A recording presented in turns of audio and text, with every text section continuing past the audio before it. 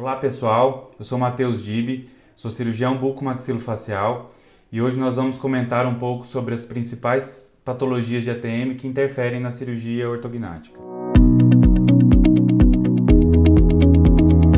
As principais patologias de ATM que acometem o esqueleto facial e podem necessitar cirurgia ortognática são duas: as patologias degenerativas e as patologias proliferativas das ATMs. As patologias proliferativas elas geram um crescimento da mandíbula e as patologias degenerativas levam uma restrição do crescimento, deixando a mandíbula menor. Nas condições que aumentam o crescimento da mandíbula, a gente pode citar as hiperplasias condilares. São situações que acontecem após a fase da puberdade e pode levar a atingir até a terceira década de vida.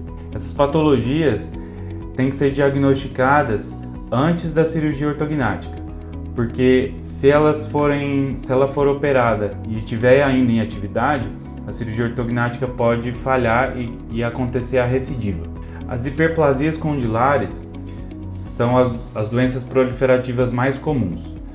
Elas geram o crescimento da mandíbula, então geralmente o paciente vai ser classe 3, ou seja, a mandíbula mais projetada, e pode gerar uma assimetria da face ou não. O diagnóstico ele é feito a partir de dados clínicos, ou seja, as características que o paciente apresenta, e de exames complementares. A cintilografia óssea é um dos exames mais comuns para diagnosticar essa patologia. Quando diagnosticamos hiperplasias condilares nos pacientes classe 3, são necessários fazer duas intervenções.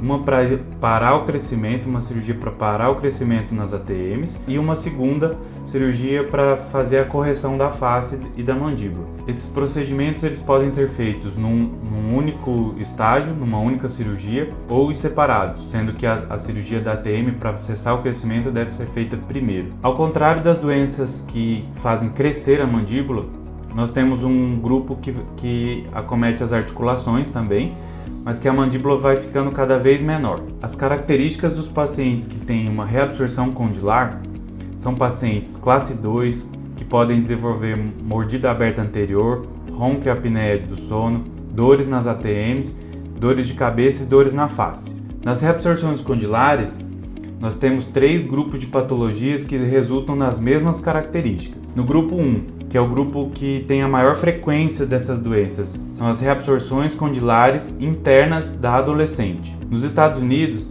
elas são chamadas de síndromes das T-Leaders. Ela ocorre dos 11 aos 15 anos de idade, o pico da doença.